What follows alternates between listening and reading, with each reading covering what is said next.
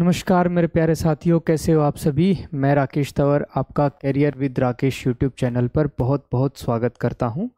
और आज हम जो है 1 दिसंबर 2022 शिफ्ट 3 में आए हुए मैथ्स के पेपर को एनालाइज करेंगे। देखो मेरे भाई, ये जो पेपर है, जो मेरे पास जो क्वेश्चंस है वो बहुत सी वेबसाइट से कंफर्म करके मैंने लिया है।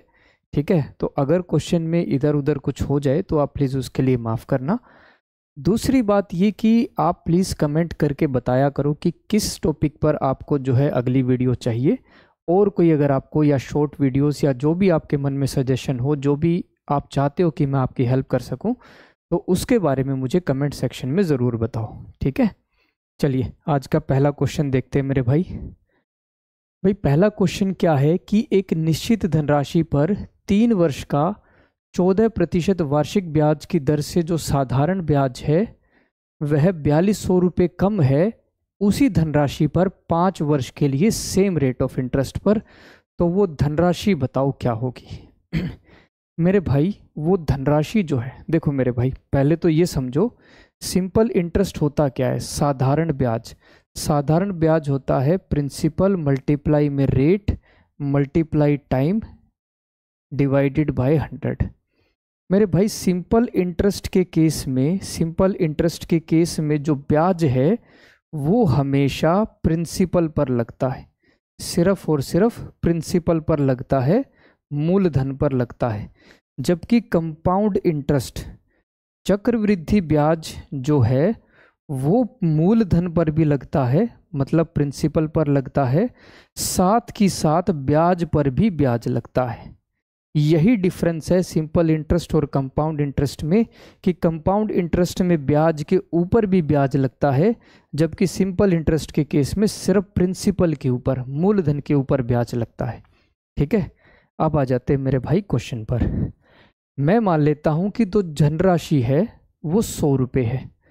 ठीक है, तो पहली कंडीशन में 100 रुपये के ऊपर 3 वर्षों के लिए 14% का जो ब्याज है, उसी 100 रुपये के ऊपर 5 वर्षों के लिए 14% का ब्याज, दोनों के बीच में अंतर। देखो मेरे भाई 100 से 100 कट गया, 14 ये कितना हो गया, 42 हो गया। ठीक है, 100 से 100 कट गया, 14 पंदे कितना हो गया, 70 हो गया, 70 हो गया। मेरे भाई दोनों के बीच में डिफरेंस कितना, 28 का। पर मेरे भाई असल में कितना दिया है डिफरेंस, 4200 रुपये का दिया हुआ है। कितना दिया हुआ है, 4200 रुपये का। तो मेरे भाई 28 को अगर मैं 150 से मल्टीप्लाई कर दूं, 28 को अगर मैं 150 से मल्टीप्लाई कर दूं तो कितना हो जाएगा, 4200। देखो मेरे भाई हमारे जो 28 यूनिट है वो असल में किसको बता रही है, 4200 रुपये को बता रही है। तो एक यूनिट की वैल्यू कितनी हो जाएगी, 4200 बटे में 28, बटे में 28। 7 से अगर मैं काटता हूँ तो 600, 7 से काटा तो कितना हो गया, 4। तो मेरे भाई 600 बटे 4 कितना हो जाएगा, 150। यानी एक यूनिट की वैल्यू कितनी आ गई, 150। तो प्रिंसिपल जो 100 रुपये मैंने माना था उसको भी मैं 150 से गुना कर दूंगा, यानी प्रिंसिपल कितना है मेरे भाई, 15,000 रुपये। प्रिंसिपल कितना आ जाएगा, 15,000 रुपीज़ आ जाएगा। ठीक है, 1 मिनट रुकना मेरे भाई। हाँ, अब देखो मेरे भाई अगले क्वेश्चन पर। भाई 450 व्यक्ति किसी काम को, किसी अपार्टमेंट को जो है 20 दिन में बना सकते हैं, पूरा कर सकते हैं, तो कितने लोगों की ज़रूरत है यदि वही अपार्टमेंट, वही काम 30 दिन में करना है।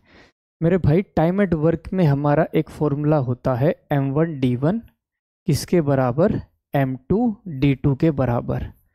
यहाँ पर M क्या है, नंबर ऑफ मैन जो काम कर रहे हैं, और D से मतलब क्या है, डेज, दिन, कि उन्होंने कितने दिन तक काम किया।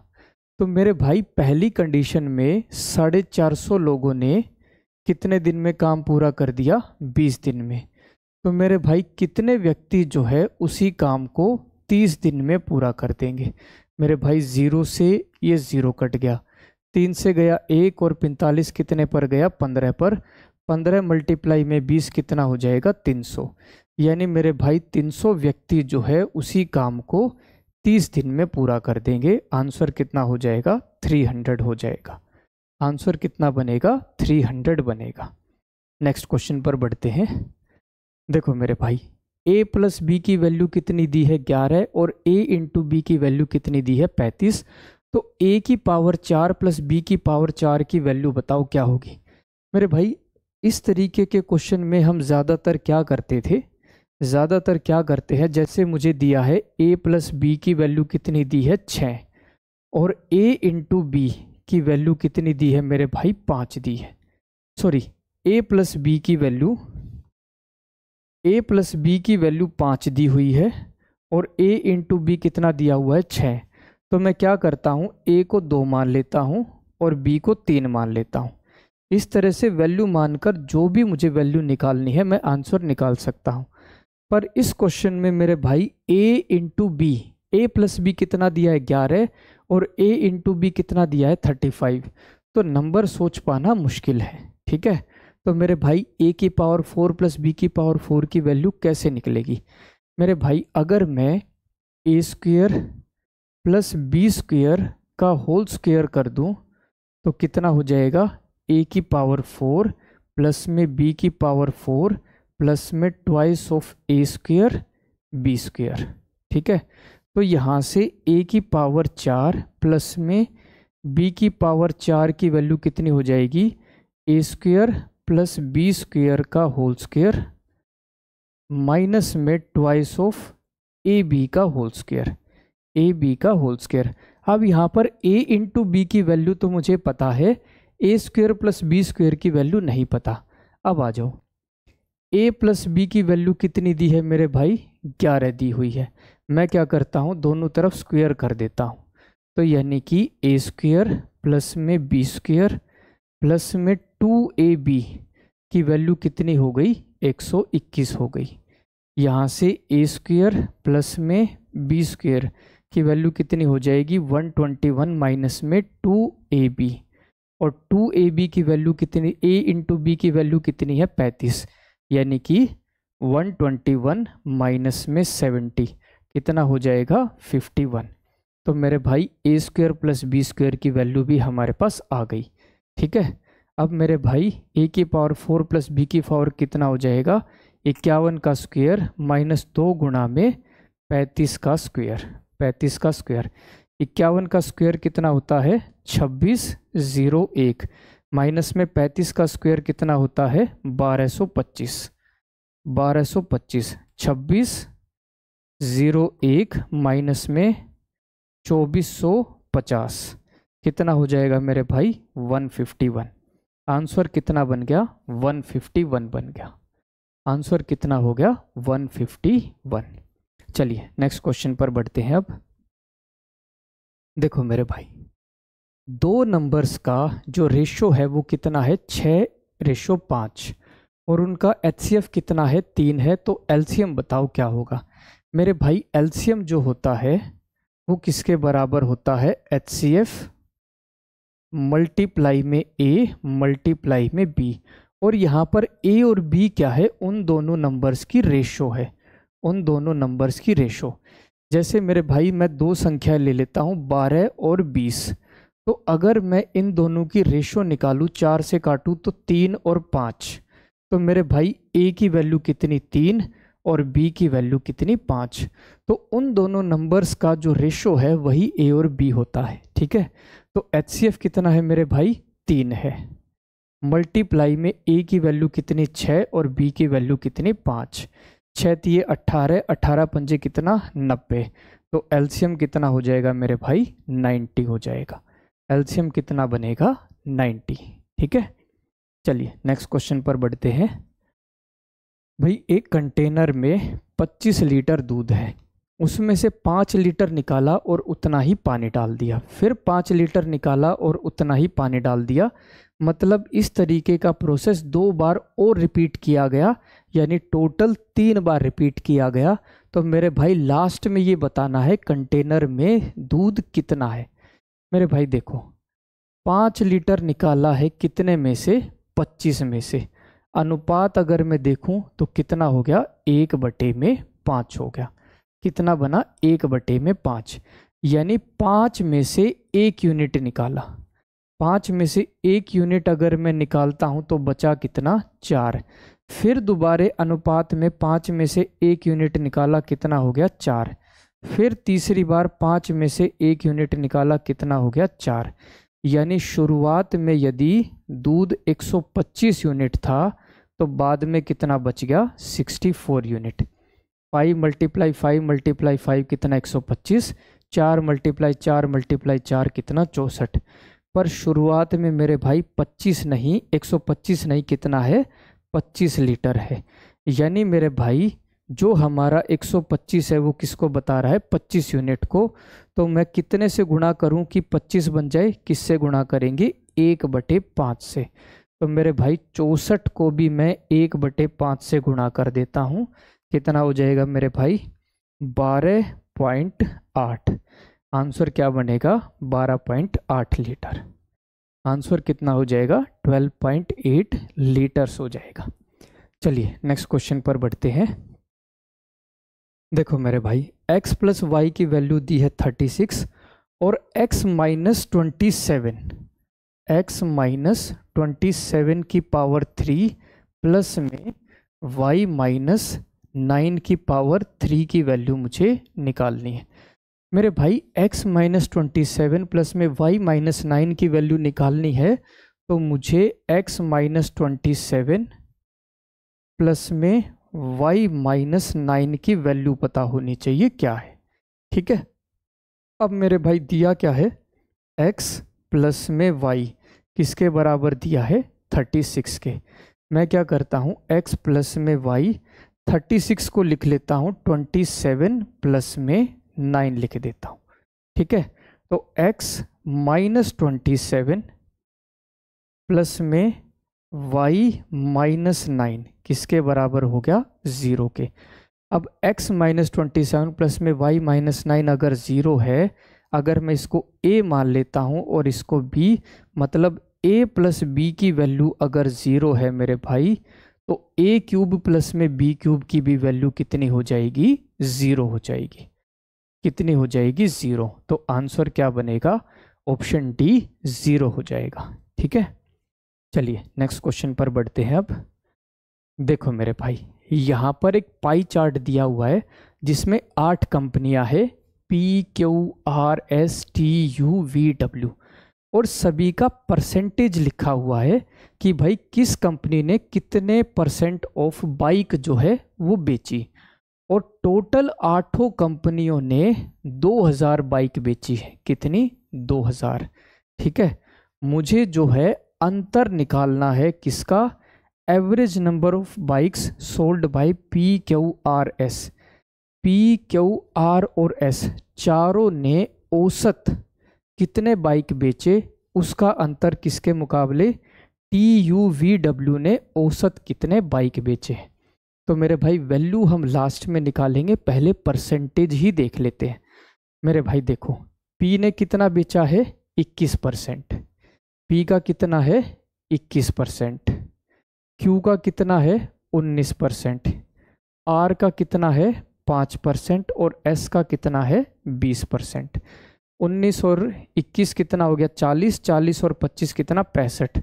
औसत निकालने के लिए किससे भाग कर देंगे 4 से। PQRS TUVW, T का कितना है 7%, U का कितना है 16%, V है 2% और W है 10%। 16 और 7 कितना मेरे भाई 23, 23 और 2 25, 25 और 10 35, 35 और औसत निकालने के लिए किससे भाग कर देंगे 4 से। मेरे भाई ये 65/4% और ये 35/4%, दोनों का अंतर कितना हो जाएगा 30/4%। और परसेंट किसका मेरे भाई 2000 का, क्योंकि कुल बाइक कितनी है मेरे भाई 2000 है। मेरे भाई 30/4% का मतलब 1/100 गुणा में कितना 2000। ठीक है भाई, 20 से 20 कट गया, 4 से गया 1 और 4 पंजे 20, 5 × 30 कितना हो गया मेरे भाई 150। आंसर कितना बनेगा 150 बनेगा। अब इस क्वेश्चन में कैलकुलेशन गलती कहाँ हो सकती है, लेंथी मेथड कहाँ हो सकता है कि भाई आप पहले 65/4% ऑफ 2000 निकालो, फिर 35/4% ऑफ 2000 निकालो, फिर दोनों का अंतर करो। मेरे भाई प्रतिशत में तो 2000 का ही अंतर निकालना है, तो पहले इन दोनों का ही प्रतिशत में मैंने अंतर निकाल लिया। कितना हुआ? 30/4%। 2000 का 30/4% मैंने निकाल लिया। आंसर कितना बना? 150। ठीक है, नेक्स्ट पेज पर इसी क्वेश्चन को हिंदी में दिया हुआ है। अब चलते हैं अगले क्वेश्चन पर। देखो मेरे भाई इस क्वेश्चन को, ये है पॉइंट ए, ये है पॉइंट बी, ये है पॉइंट सी, ये है पॉइंट डी और ये है पॉइंट ई। ठीक है मेरे भाई, क्या दिया हुआ है? ए बी ए डी किसके बराबर दिया है? 7 सेंटीमीटर के। ए सी ए ई के बराबर, और बी सी कितना दिया हुआ है? 11 सेंटीमीटर। ठीक है, A B is equal to A D 7 centimetre, A E और ए सी, एक मिनट मेरे भाई, ए बी और ए डी कितना दिया हुआ है? 7 सेंटीमीटर और 7 सेंटीमीटर। ए सी और ए ई ये भी मेरे भाई 11 सेंटीमीटर दिया हुआ है। क्वेश्चन इनकम्प्लीट है। ए सी और ए ई भी कितना दिया हुआ है? 11 सेंटीमीटर। और मेरे भाई बी सी की भी वैल्यू कितनी दी हुई है? 11 सेंटीमीटर दी हुई है।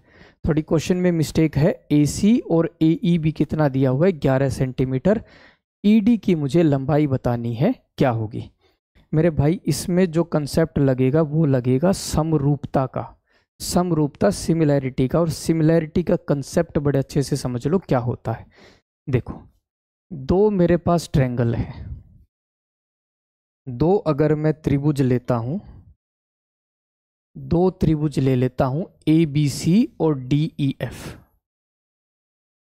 A B C D E F. ठीक है, ये एंगल मैंने मान लिया 40 डिग्री, ये एंगल एक मैंने मान लिया 60 डिग्री और सी मैंने मान लिया 80 डिग्री। ऐसे ही मेरे भाई ये एंगल डी मैंने मान लिया 40 डिग्री, एफ को मैंने मान लिया 60 डिग्री और ई को मैंने मान लिया 80 डिग्री। भाई किन्हीं भी दो ट्रायंगल्स के, दो त्रिभुज के दो एंगल अगर इक्वल हो तो तीसरा अपने आप इक्वल हो जाता है। और दो ट्रायंगल के दो एंगल, किन्हीं भी दो त्रिभुज के दो एंगल अगर इक्वल हो तो दोनों त्रिभुज जो है वो समरूप होते हैं, सिमिलर होते हैं। अब सिमिलर तो हमें पता लग गया क्योंकि दोनों त्रिभुज के दो एंगल हमारे इक्वल है। अब भुजाओं का अनुपात कैसे लेते हैं उसको समझो। मेरे भाई पहला एंगल है 40 डिग्री, दूसरा एंगल है 60 डिग्री और तीसरा एंगल है 80 डिग्री। ठीक है भाई, ए बी सी में 40 के विपरीत साइड कौन सी है? ए सी। और ए डी ई एफ में 40 के विपरीत साइड कौन सी है? E F. इसी तरह से ए बी सी में 60 के विपरीत कौन सी है? B C. और डी ई एफ में 60 के विपरीत कौन सी है? D E. ऐसे ही मेरे भाई ए बी सी में 80 के अपोजिट ए बी साइड और डी ई एफ में 80 के अपोजिट साइड डी एफ। तो मेरे भाई भुजाओं का जो अनुपात है वो तीनों का बराबर बनेगा। जो रेशो ए सी और ई एफ का है वही रेशो बी सी और डी ई होगा, वही रेशो ए बी और डी एफ का होगा। और मेरे भाई अगर हमें रेशो बराबर दिया हुआ है, अगर मुझे रेशो बराबर दिया हुआ है तो मेरे भाई तब भी मैं ये कह सकता हूँ कि दोनों त्रिभुज जो है वो मेरे सिमिलर है, समरूप है। ज्योमेट्री के क्वेश्चन में अगर कभी भी एग्जामिनर कोई क्वेश्चन मुश्किल देगा तो सिमिलैरिटी जो है, समरूपता जो है उसकी सबसे पहली चॉइस है। सबसे पहले वो सिमिलैरिटी के ऊपर ही मुश्किल क्वेश्चन देता है। ठीक है, अब आ जाओ मेरे भाई क्वेश्चन पर। यहाँ पर देखो मेरे भाई, triangle A B C, triangle A B C और इसी तरह से ट्रायंगल ए ई और डी, दोनों ट्रायंगल को हम कंसीडर करते हैं। मेरे भाई ए बी अनुपात में ए डी, दोनों क्या है? 7 और 7। ऐसे ही मेरे भाई ट्रायंगल साइड AC और AE दोनों क्या है 11:11। भाई दोनों का रेशो जो है वो बराबर है, यानी तीसरी रेशो जो होगी, तीसरी साइड की रेशो वो भी बराबर ही होगी। तो मेरे भाई BC और ED का रेशो भी बराबर ही बनेगा। AB और AD 7/7 यानी 1/1, AC और AE 11/11 यानी 1/1। तो BC और ED, BC अगर मेरे भाई 11 है तो ED भी कितना होगा 11 ही होगा, और रेशो कितना बन जाएगा 1/1, यानी आंसर क्या बनेगा 11 बनेगा। ठीक है, सिमिलैरिटी का कंसेप्ट मेरे भाई बहुत ज़रूरी है। जो मैंने आपको अगले पेज पर समझाया है उसको 2 बार कम से कम समझना, 2 बार वीडियो को रिपीट करके देखना, इसी पार्ट को आपको बड़े अच्छे से बुझाएं जो है वो लेना आ जाएगा कि किस तरीके से हम बुझाव को ले सकते हैं। ठीक है, चलिए अब चलते हैं अगले क्वेश्चन पर। y + 1/y की वैल्यू कितनी दी है 3। तो मेरे भाई मुझे वैल्यू किसकी निकालनी है y³ + 1/y³ प्लस में 2 की वैल्यू निकालनी है। मेरे भाई कंसेप्ट समझो, अगर मुझे x + 1/x की वैल्यू a दी हुई हो और मुझे x³ + 1/x³ की वैल्यू निकालनी हो तो वो किसके बराबर हो जाता है a³ माइनस में 3a के बराबर। अब यहाँ पर a की वैल्यू क्वेश्चन में कितनी दी है 3, तो a³ माइनस 3a कितना हो जाएगा 27 माइनस में 9 यानी कितना हो जाएगा 18। कितना 18। तो मेरे भाई वैल्यू क्या निकालनी है 18 प्लस में 2 यानी कितना हो जाएगा 20। आंसर कितना बनेगा 20 बनेगा। ठीक है, अब चलते हैं अगले क्वेश्चन पर। 2 tangent 60 degree divided by 1 + tangent square 60 degree. भाई 2 × टेंजेंट 60 कितना होता है √3 प्लस में 1 + √3 का होल स्क्वायर, यानी कितना हो जाएगा 2√3 डिवाइडेड बाय 4 यानी कितना हो जाएगा √3/2। और √3/2 किसके बराबर होता है, या तो sin 60 के बराबर या फिर cos 30 डिग्री के बराबर। sin 60 हमें दिया हुआ है, आंसर क्या बन जाएगा ऑप्शन 3 हो जाएगा। अब चलते हैं अगले क्वेश्चन पर।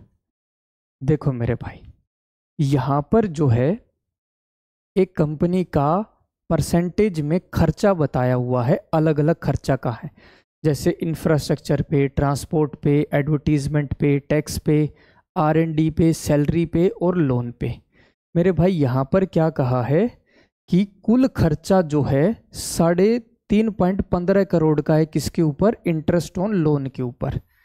लोन के इंटरेस्ट के ऊपर कितना खर्चा है 3.15 करोड़ का, और इंटरेस्ट ऑन लोन कितना है मेरे भाई 17.5%, यानी 17.5% की वैल्यू कितनी दी है मेरे भाई 3.15 करोड़ रुपए दी हुई है, 3.15 करोड़ रुपए।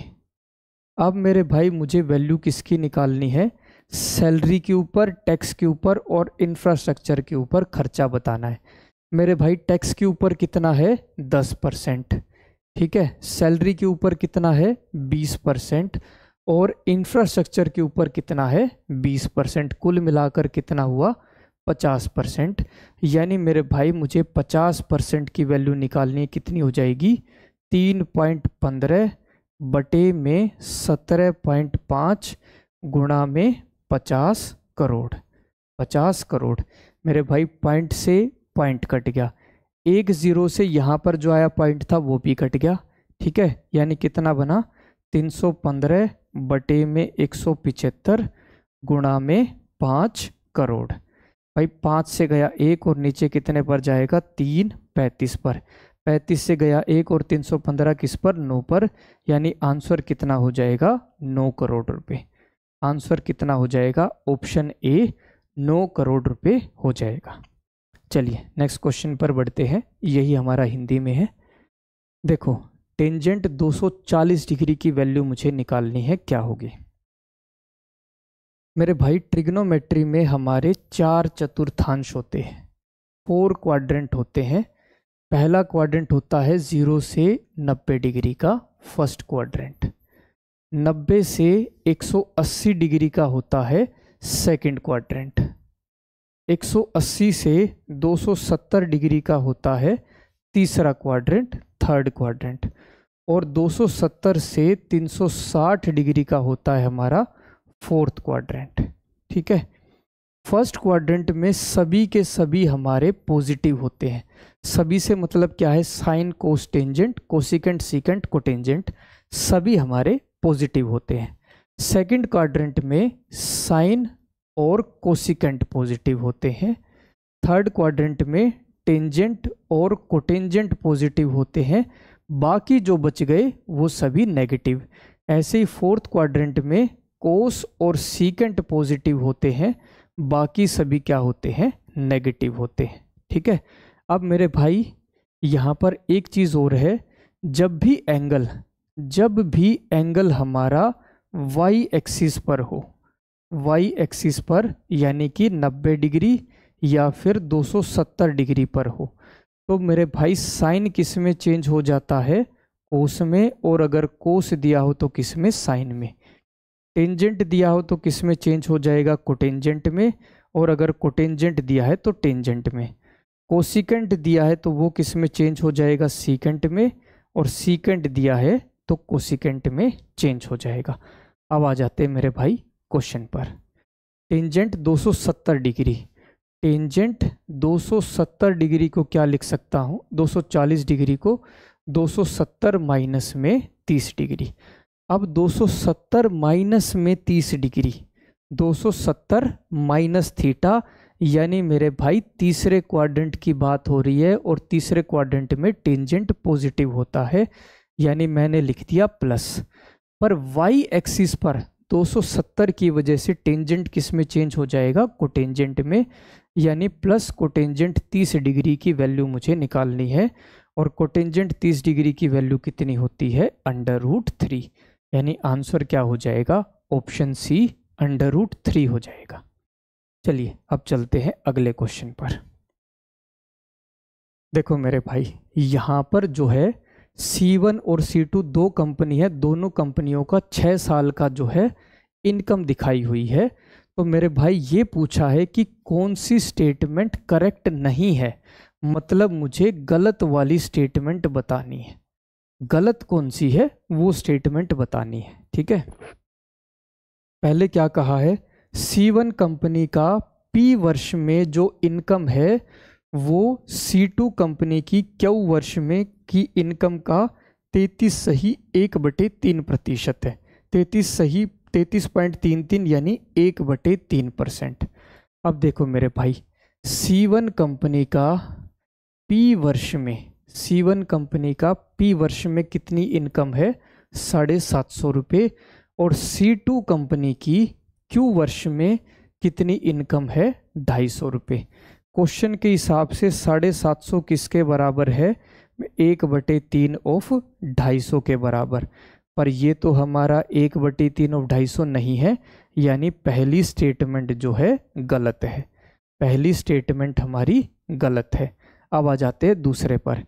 C1 और C2 दोनों कंपनी की T वर्ष में जो इनकम है, औसत इनकम वो 400 है। भाई C1 और C2 की T वर्ष में, C1 की 530 और C2 की 270।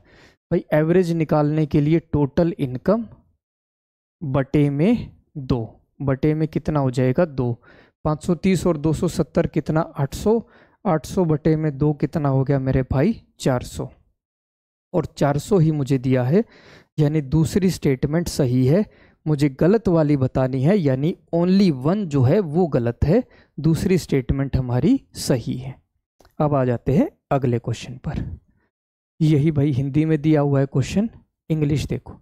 अगला भाई दो डिस्काउंट दिए हुए 15% और 20%, 12% का, तो भाई इक्विवेलेंट डिस्काउंट यानी कि एकल छूट बताओ क्या होगी। मेरे भाई एकल छूट से मतलब समझो, ठीक है। जैसे मैं कहता हूं भाई कि पहला डिस्काउंट दिया 20% का, ठीक है, और फिर उसके बाद डिस्काउंट दिया 10% का, और उसके बाद डिस्काउंट दिया 10% का। तो मेरे भाई इसको हम टोटल मिला के 30% नहीं लिखते हैं, 30% गलत हो जाता है। मान लेते हैं किसी वस्तु के ऊपर 100 रुपये लिखे हुए हैं, 100 रुपये अंकित मूल्य है। तो पहला डिस्काउंट कितना, 20% का, यानी उस वस्तु को 80% पर बेचेगा। यानी कितनी कीमत हो गई उसकी, 80 रुपये। भाई ग्राहक ने ये कहा, कस्टमर ने ये कहा कि भाई अभी भी मेरे पास, इसको और छूट करो और कम करो अगर कर सकते हो। तो मेरे भाई क्या किया, 10% की छूट और दे दी। 10% की छूट का मतलब 90% पर बेचा। ठीक है मेरे भाई, 10 से 10 से 10, यानी उसकी कीमत कितनी हो गई, 72 हो गई। 100 से कीमत कितनी हो गई, 72 हो गई। यानी कुल मिलाकर 28 रुपये की छूट दे दी, किसके मुकाबले, 100 के मुकाबले, और प्रतिशत निकालने के लिए गुणा में 100, यानी कुल छूट कितनी हो गई, 28% की। मतलब 20% और 10% का क्रमागत बट्टा, सक्सेसिव जो डिस्काउंट है वो किसके बराबर, 28% के बराबर। अब मेरे भाई क्वेश्चन को हम इतने लंबे तरीके से नहीं करेंगे। जब हमें दो डिस्काउंट का इक्विवेलेंट डिस्काउंट निकालना हो तो एक फॉर्मूला होता है x प्लस में y माइनस XY बाय 100। यहाँ पे x का मतलब क्या है, पहला डिस्काउंट, और y का मतलब क्या है, दूसरा डिस्काउंट। ठीक है, तो पहला डिस्काउंट कितने का है, 15, दूसरा डिस्काउंट कितने का है, 12, माइनस में 15 गुणा 12 बटे में 100। 15 और 12 कितना हो गया मेरे भाई, 27, माइनस में 12 पंजे 60, 12 कम 12 और 6 18 बटे में 100। 0 से 0 कट गया, यानी 27 में से 1.8 को माइनस करना होगा। 26 में से 0.8 माइनस किया, यानी कितना हो गया, 25.2%। 25.2% हमारा आंसर, 25.2% हमारा आंसर हो जाएगा। अब चलते हैं अगले क्वेश्चन पर। भाई एक कॉपर स्फीयर है, एक हमारे पास तांबे का एक गोला है जिसका व्यास कितना दिया है, 18 सेंटीमीटर। उसको एक वायर की फॉर्म में बदल दिया, वायर की फॉर्म यानी कि सिलेंडर की फॉर्म में बदल दिया, सिलेंडर की फॉर्म में, जिसका डायमीटर कितना दिया है, 6 मिलीमीटर। तो उस वायर की यानी उस सिलेंडर की लंबाई बताओ क्या होगी। और सभी आंसर जो है वो मुझसे मीटर में पूछे हैं। किस में पूछे हैं, मीटर में। मेरे भाई जब भी किसी फॉर्म को दूसरी फॉर्म में बदलते हैं तो जो वॉल्यूम है, जो आयतन है, वो दोनों जगह बराबर रहता है। मतलब स्फीयर की जो वॉल्यूम है, गोले का जो आयतन है, 4/3 पाई आर क्यूब। आर कितना, डायमीटर 18 है, तो रेडियस कितना हो जाएगा, 9 मल्टीप्लाई 9। ठीक है, सेंटीमीटर को मीटर में चेंज करेंगे तो 100 से डिवाइड कर देंगे, 9/100 9/100 9/100। किसके बराबर, सिलेंडर की वॉल्यूम के बराबर। सिलेंडर का वॉल्यूम क्या होता है, पाई आर स्क्वायर एच होता है। यानी पाई मल्टीप्लाई में रेडियस, डायमीटर 6 मिलीमीटर, तो रेडियस कितना हो जाएगा, 3 मिलीमीटर, यानी 3/1000 मीटर गुणा में 3/1000 मीटर गुणा में हाइट। अब मेरे भाई पाई से पाई कट गया, 1 2 3 4 5 6 0 है मेरे भाई, वो 6 0 यहाँ पर कट गई। 3 से गया 1 और ये गया 3 पर, 3 से गया 1 और ये गया 3 पर, 3 से गया 1 और ये गया 3 पर। तो 3 गुणा में 3 गुणा में 3 मल्टीप्लाई में 4, यानी 27 मल्टीप्लाई में 4। 7 4 जा 28, 8 और 2 10। कितना हुआ मेरे भाई, 108 मीटर। आंसर कितना बनेगा, 108 मीटर हो जाएगा। अब ऐसे क्वेश्चन में मेरे भाई सिर्फ और सिर्फ आपको वॉल्यूम दोनों जगह बराबर रखनी है। कि भाई सिलेंडर को यहाँ पर, जैसे स्फीयर को, गोले को मैंने सिलेंडर में बदला तो दोनों की वॉल्यूम मैंने बराबर रख दी। ठीक है, चलिए अगले क्वेश्चन पर बढ़ते हैं अब।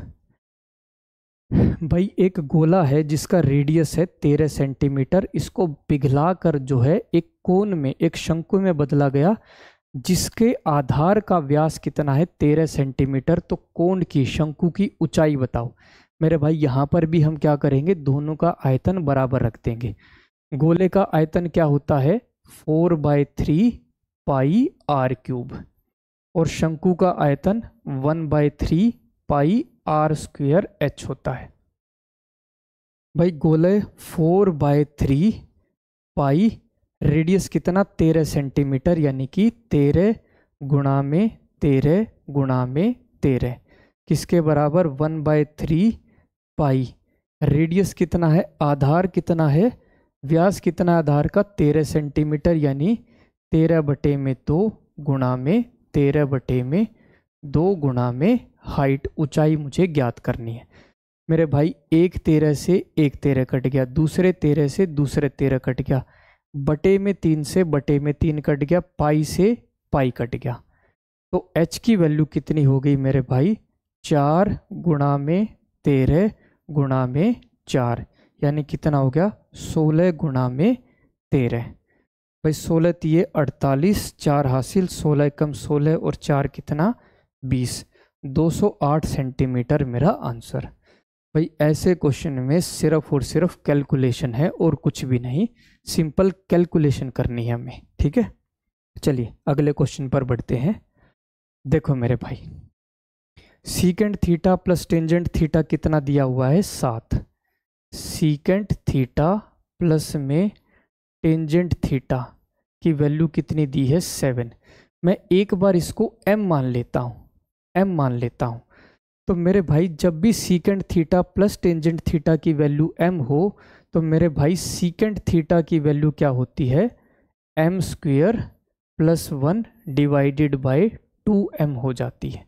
और मुझे 5 साइन थीटा की वैल्यू निकालनी है, यानी कि 7 का स्क्वायर प्लस में 1 कितना हो जाएगा 50, 7 × 2 कितना हो जाएगा 14, यानी कितना हो गया 25/7, 25/7। सीकेंट थीटा किसके बराबर हो गया 25/7।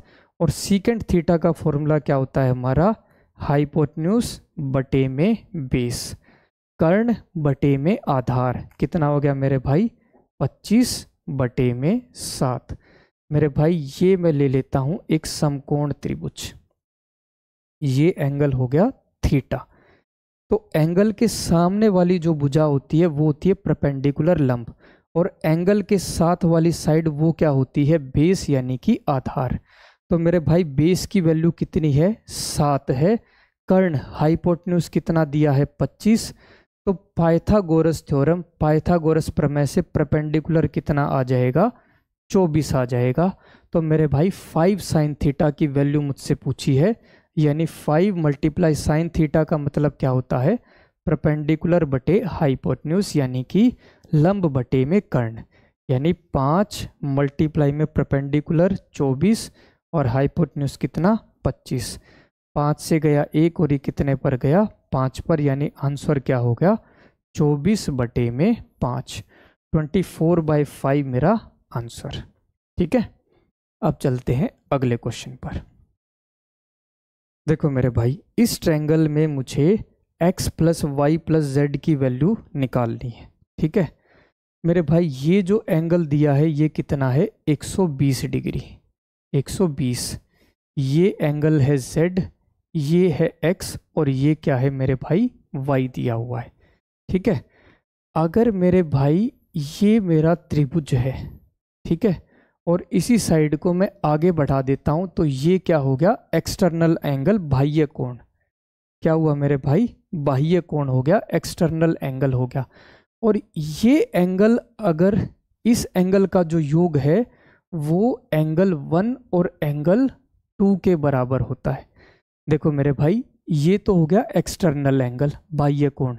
तो त्रिभुज के अंदर इस कोण को छोड़कर, इस कोण को छोड़कर बाकी जो 2 एंगल है इन दोनों के योग के बराबर होता है ये एक्सटर्नल एंगल, यानी ये कितना हो जाएगा एंगल 1 प्लस में एंगल 2 के बराबर।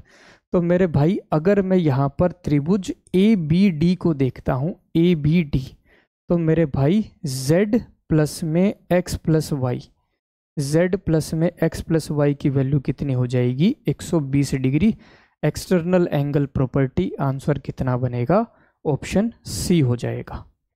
अब चलते हैं अगले क्वेश्चन पर। देखो मेरे भाई, एक महिला का खर्च और बचत का जो अनुपात दिया है वो कितना है, 5:1 दिया है। यदि उसकी इनकम जो है और खर्च जो है 10% और 20% बढ़ जाए तो उसकी सेविंग्स में कितने प्रतिशत का बदलाव आएगा। मेरे भाई, इनकम जो है वो किसके बराबर होती है, एक्सपेंडिचर प्लस में सेविंग। इनकम, आय जो होती है वो खर्च प्लस में बचत के बराबर। अब मेरे भाई, खर्च कितना दिया है, अनुपात में 5, और सेविंग्स कितनी दी है 1। मेरे भाई, मैं 100 और 500 मान लेता हूं ताकि कहीं पर भी मेरे रेशो ना बने। अब 500 और 100 का अनुपात भी 5:1 ही बनेगा, बस हमारी कैलकुलेशन आसान हो जाएगी। तो खर्च 500 रुपये बचाए 100 रुपये, यानी इनकम कितनी हो गई, 600 रुपये। अब क्या कहा है, इनकम 10% बढ़ गई, 600 का 10% यानी कि 60 रुपये बढ़ गई, तो इनकम कितनी हो गई, 660। ठीक है। और दूसरी चीज, खर्च जो है वो 20%, 500 का 20% कितना हो जाएगा, 100 रुपये, यानी खर्च कितना हो गया, 100 रुपये। तो 600 में से 660 में से 600 रुपये खर्च करे, यानी अब उसकी बचत कितनी है, 60 रुपये। पहले 100 रुपये बचाता था, अब सिर्फ 60 रुपये बचा रहा है। तो मेरे भाई 40 रुपये का बदलाव हो गया, किसके मुकाबले, पहले वाली बचत 100 के मुकाबले, और प्रतिशत निकालने के लिए गुणा में 100। 100 से 100 कट गया, यानी आंसर कितना हो गया, 40%। यानी प्रतिशत बदलाव कितना हुआ, सेविंग्स में 40% का चेंज हो गया। कहे तो 40% पहले के मुकाबले कम हो गई। अब चलते हैं अगले क्वेश्चन पर। अरे यार, ये क्वेश्चन तो मिस्टेक हो गई, ये क्वेश्चन तो मिस्टेक हो गई, क्वेश्चन मिस्टेक है। चलिए नेक्स्ट पार्ट में करेंगे इसे। अब चलते हैं अगले पार्ट पर। देखो मेरे भाई, यहाँ पर जो है लड़कियों और लड़कों का अनुपात दिया हुआ है, टेबल दी हुई है। सबसे पहले टेबल में क्या दिया है कि कितने बच्चों ने जो है स्कूल में एनरोल किया, कितने बच्चों ने स्कूल में एनरोल किया है, एडमिशन लिया। उनमें से कितने प्रतिशत बच्चों ने जो है बायोलॉजी ली है, बायोलॉजी। और उन बच्चों में लड़कों और लड़कियों का अनुपात दिया हुआ है। ठीक है। तो मेरे भाई, ये पूछा है कि रेशो निकालनी है फीमेल स्टूडेंट्स की who opted biology in school B and D. School B में और स्कूल डी में लड़कियों ने जो बायोलॉजी ली है उसका अनुपात मुझे निकालना है। भाई, स्कूल डी में टोटल बच्चे कितने हैं, 400। स्कूल बी में जो टोटल बच्चे हैं 400, 400 का 36% बच्चे, 36% बच्चों ने जो है बायोलॉजी ली है। ठीक है। लड़के और लड़कियों का अनुपात कितना है, 5:7, यानी टोटल कितना हो गया, 12। 5 जो है वो लड़के हैं और 7 जो है अनुपात में लड़कियां हैं। तो मेरे भाई, यहाँ पर लड़कियों का अनुपात निकालना है, तो लड़कियों का अनुपात है 7, कुल कितने हैं, 12, ये वैल्यू। तो मेरे भाई 2 0 से 2 0 कट गया, 12 से गया 1, 12 तिये 36, 4 तिये कितना हो गया, 12, 12 × 7, 12 सत्ते 84। अब बारी आ जाती है स्कूल डी की। स्कूल डी में कितने बच्चे हैं, 800। 800 का कितना प्रतिशत मेरे भाई, 18%, 18%। और इसमें से लड़के और लड़कियों का अनुपात कितना है, 3:9 है। यानी लड़के अगर 3 है तो लड़कियां कितनी है, 9, टोटल कितना हो गया, 12। अगर सिर्फ लड़कियां निकालनी है तो लड़कियों का अनुपात 9 है और टोटल कितना हो गया, 12 हो गया। ठीक है। तो मेरे भाई 2 0 से 2 0 कट गया, 18 8 कितना हुआ, 144, मल्टीप्लाई में 9 और बटे में 12, 12 कम 12, 12 चौके 12 × 12 144, 12 × 9 कितना हो गया मेरे भाई, 108 हो गया। तो 84 और 108 में डिफरेंस कितना हुआ मेरे भाई? 7 और 9 कितना हो गया मेरे भाई? 24 का। 16 और 8 कितना हुआ? 24 का। नहीं मेरे भाई, रेशो निकालना है, यानी 84:108, यानी कितने रेशो हो जाएगी? 7:9। आंसर क्या हो जाएगा? ऑप्शन ए 7:9 हो जाएगा, 7:9 हो जाएगा। अब चलते हैं अगले क्वेश्चन पर। देखो मेरे भाई, एक ट्रायंगल दिया है, ट्रायंगल ABC, ट्रायंगल ABC दिया हुआ है, ठीक है, जिसमें एंगल A जो है वो उसको बाइसेक्ट किया हुआ है, जो कि BC भुजा को D पर काट रहा है। यदि BD की लंबाई 6 है और BC की लंबाई 14 है, तो मेरे भाई मुझे AB और AC का रेशो पूछा है, क्या होगा? मेरे भाई, एंगल बाइसेक्टर थ्योरम है ज्योमेट्री में।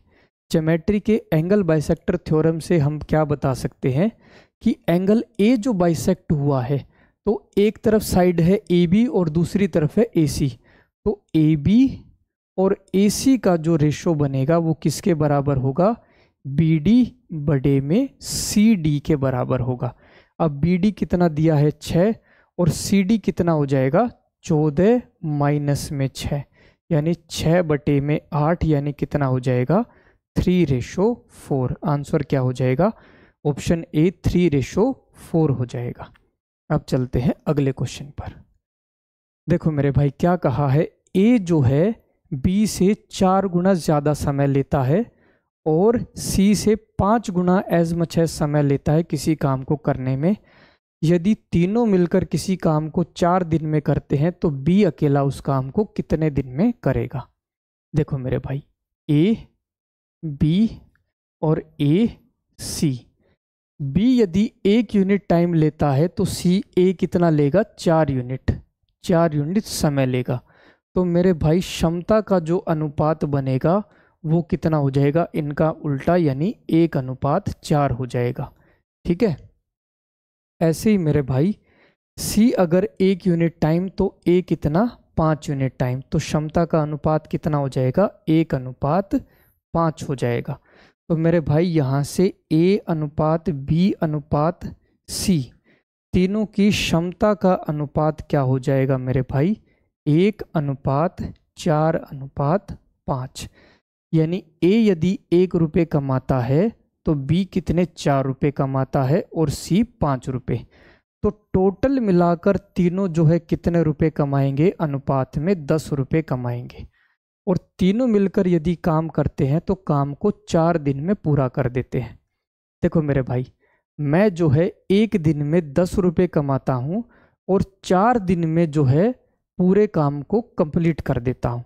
तो 4 दिन में मैंने कितने रुपए कमाए? 10 × 4 यानी 40 रुपये कमाए, यानी टोटल काम, कुल कार्य कितना था? 40 रुपये। तो मेरे भाई, तीनों मिलकर 10 रुपये कमाते हैं और काम को 4 दिन में पूरा कर देते हैं। तो मेरे भाई, टोटल वर्क, कुल कार्य कितना हो जाएगा? 10 × 4 हो जाएगा, यानी 40 रुपये। अब मेरे भाई, बी अगर अकेला काम करता, तो पूरे काम को कितने दिन में पूरा कर देता? बी को कुल काम कितना करना है? 40 यूनिट, और बी की क्षमता कितनी है? 4। तो मेरे भाई, 40 रुपये कमाने हैं 4 की क्षमता से, कितना टाइम लग जाता? 40/4, यानी 10 दिन में काम पूरा। आंसर क्या हो जाएगा? ऑप्शन ए हो जाएगा इसमें। अब चलते हैं अगले क्वेश्चन पर। देखो मेरे भाई, एक तैराक जो है एक बिंदु P से धारा के विरुद्ध 6 मिनट तक तैरता है, और फिर अगले 6 मिनट तक धारा के साथ चलता है, तो बिंदु Q पर पहुंच जाता है, ठीक है। तो मेरे भाई, यदि P से Q के बीच की दूरी 120 मीटर है, तो धारा की गति बताओ क्या होगी, ठीक है। देखो मेरे भाई, ये तो हो गया पानी, ये क्या हो गया? बहाव, या फिर कहे तो धारा। अब इसके ऊपर है मेरे भाई बोट, इसके ऊपर है बोट, ठीक है भाई। बोट की स्पीड मैं मान लेता हूं 20 किलोमीटर प्रति घंटा, और धारा की स्ट्रीम की स्पीड मैं मान लेता हूँ s किलोमीटर प्रति घंटा। तो मेरे भाई एक बार नाव धारा के विरुद्ध चलेगी, यदि विरुद्ध चलेगी तो स्पीड कितनी हो जाएगी b माइनस एस, और एक बार धारा के ही साथ चलेगी यानी धारा की ही दिशा में चलेगी तो मेरे भाई स्पीड कितनी हो जाएगी b प्लस एस हो जाएगी, b प्लस में s हो जाएगी। अब क्वेश्चन में क्या दिया है कि एक तैराक एक पॉइंट P से, भाई ये जो है पॉइंट P, इससे चला धारा के विरुद्ध, ठीक है, मैं मान लेता हूँ Q पॉइंट तक पहुँच गया, किस स्पीड से चला, b माइनस एस की स्पीड से चला, और कितनी देर के लिए, 6 मिनट के लिए। अब Q पॉइंट से जो है ये 6 मिनट के लिए वापस चला, पर धारा की ही दिशा में b प्लस एस की स्पीड से, और कितनी देर के लिए, 6 मिनट के लिए। तो मेरे भाई धारा की ही दिशा में चलेगा और 6 मिनट के लिए चलेगा, सेम टाइम के लिए, तो दूरी जो है इस बार ज़्यादा हो जाएगी पहले के मुकाबले, क्योंकि यहाँ पर स्पीड कम है, यहाँ पर स्पीड ज़्यादा है, टाइम दोनों जगह बराबर है। तो भाई स्पीड जहाँ पर कम है वहाँ पे दूरी भी कम होगी, स्पीड जहाँ पर ज़्यादा है तो वहाँ पर दूरी भी ज़्यादा होगी, ठीक है। तो मेरे भाई इस तरीके से ये जो है Q पॉइंट तक पहुँच गया, और P से Q के बीच की दूरी कितनी दी है मेरे भाई, 120 मीटर, ठीक है। अब मेरे भाई P Q लंबाई कितनी हो जाएगी, दूरी क्या होती है, समय गुणा में चाल, भाई स्पीड कितनी है, b माइनस एस, और कितनी देर के लिए चला, 6 मिनट के लिए, यानी कि 360 सेकंड के लिए। ऐसे ही मेरे भाई Q से लेकर, सॉरी इस पॉइंट को मैं मान लेता हूं R, P से R की दूरी b माइनस एस मल्टीप्लाई में 360। अब मेरे भाई R से Q तक चला, R से Q तक कितना हो जाएगा, b प्लस में s, 6 मिनट के लिए यानी कि 360 सेकंड के लिए। अब मेरे भाई R Q में से अगर मैं P R को माइनस करूं, यानी कितना हो जाएगा मेरे भाई, 120 मीटर। 120 मीटर किसके बराबर हो जाएगा, 360 b प्लस में s माइनस b प्लस में s, b से b कट गया, 2s, 2 को 360 से करूंगा यानी 720 s किसके बराबर, 120 के बराबर। तो यहाँ पर धारा की चाल कितनी हो गई मेरे भाई, 120 बटे में 720, यानी कितनी हो गई, 1 बटे में 6, कितनी हो गई, 1 बटे में 6 मीटर पर सेकंड, पर मुझे किलोमीटर प्रति घंटा में बताना है मेरे भाई। 1 बटे 6 मीटर पर सेकंड को किलोमीटर प्रति घंटा में चेंज करूंगा तो 18 बटे 5 से गुणा कर दूंगा, 6 से गया 1, 6 तिये कितना, 18, 3 बटे 5 यानी कि 0.6 किलोमीटर प्रति घंटा। आंसर क्या बनेगा, ऑप्शन डी हो जाएगा। आंसर क्या होगा, ऑप्शन डी। अब चलते हैं अगले क्वेश्चन पर। देखो मेरे भाई, कपिल जो है सचिन को एक मोबाइल बेचता है 15% लाभ पर। 15% का मतलब क्या हुआ, 3 बटे में 20, यानी 20 पर 3 रुपए का फायदा। और सचिन ने आगे रोहित को बेच दिया 12% पे। 12% का मतलब 3 बटे में 25, यानी 25 पर 3 रुपए का लाभ, ठीक है। यदि आखिर में रोहित ने 322 रुपये पे किए हैं तो कपिल को उसकी कीमत कितनी पड़ी थी, ये मुझे बताना है। देखो मेरे भाई, पहले 20 पर 3 रुपये का लाभ, यानी 20 से वो वस्तु कितने में गई, 23 रुपये में अनुपात में। फिर उसको 12% प्रॉफिट पर, यानी 25 रुपये की वस्तु को कितने में बेचा है, 28 रुपये में। यानी शुरुआत में वो वस्तु 25 × 20 500 रुपये की थी, तो बाद में आखिर में उसकी कीमत 28 × 23 कितनी हो गई मेरे भाई, 644 हो गई। पर आखिर में उसकी कीमत 644 नहीं, असल में कितनी है, 322। तो मेरे भाई असल में कितनी है, आधी है। तो क्रय मूल्य 500, इसको भी मैं 1/2 से कर देता हूँ गुणा, यानी शुरुआत में उसकी कीमत कितनी थी, 250 रुपये, 250 मेरा आंसर, ठीक है। मेरे भाई मैंने पूरी कोशिश करी है कि हर एक क्वेश्चन को पूरे कंसेप्ट से समझा सकूं, किसी भी तरीके से कोई कंसेप्ट आपका मिस ना हो। क्लास कैसी लगी प्लीज़ एक बार मुझे कमेंट करके ज़रूर बताना। किस तरीके से इसको बेहतर किया जा सकता है और क्या आपके कमेंट्स है, क्या आप हेल्प चाहते हैं, मुझे कमेंट करके ज़रूर बताना। Thank you.